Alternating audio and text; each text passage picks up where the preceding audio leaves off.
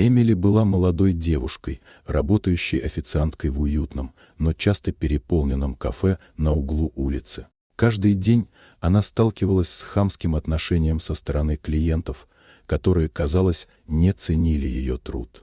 Скучные смены и постоянные жалобы на еду или обслуживание выматывали ее. Эмили не любила свою работу, но продолжала трудиться, потому что ей нужно было оплачивать обучение в колледже.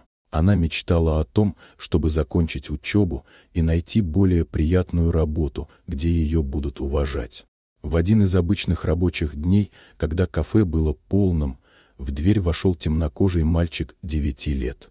Его глаза светились от восторга, когда он подошел к прилавку, чтобы купить мороженое. Он выглядел взволнованным, но в то же время немного растерянным. Мальчик долго не мог определиться с выбором, задавая Эмили множество вопросов о разных вкусах и размерах. «Какой вкус самый сладкий?» — спрашивал он, глядя на витрину с яркими упаковками мороженого.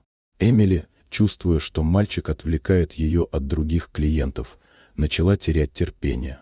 Она заметила, как другие посетители недовольно поглядывают на нее, ожидая обслуживания. В какой-то момент, не сдержавшись, она резко сказала ему: «Пожалуйста, выбери быстрее или покинь кафе». Мальчик, не понимая, в чем дело, опустил голову и, сдерживая слезы, покинул заведение. Эмили чувствовала, как ее сердце сжимается, но в тот момент была слишком раздражена, чтобы это осознать. Дома мальчик рассказал своему отцу о произошедшем.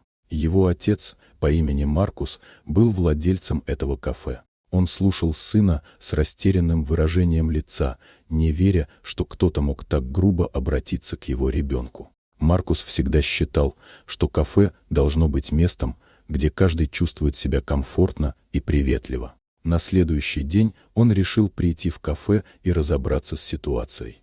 Когда Эмили увидела Маркуса, она не сразу поняла, кто он. Он подошел к ней с серьезным лицом. «Мне нужно поговорить с вами», — сказал он, и в его голосе звучала твердость. Она почувствовала, что что-то не так, но не могла понять, в чем дело. Когда Маркус представился и рассказал, что мальчик его сын, Эмили охватило потрясение. Она начала извиняться, понимая, что поступила неправильно, но Маркус не хотел ее слушать. Его лицо выражало разочарование и гнев.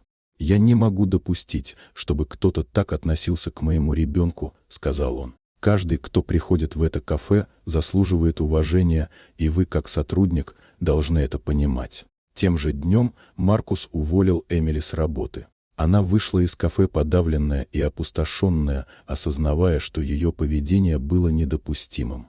Эмили долго бродила по улицам, размышляя о случившемся.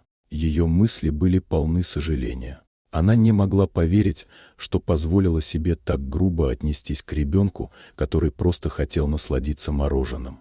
В ее голове крутились мысли о том, как она могла бы изменить свое поведение. Несмотря на то, что она потеряла работу, Эмили поняла важный урок.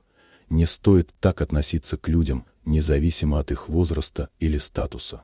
Эта ситуация заставила ее задуматься о том, как она хочет вести себя в будущем. Она осознала, что работа официанткой – это не просто выполнение обязанностей, но и возможность взаимодействовать с людьми, делая их день немного лучше.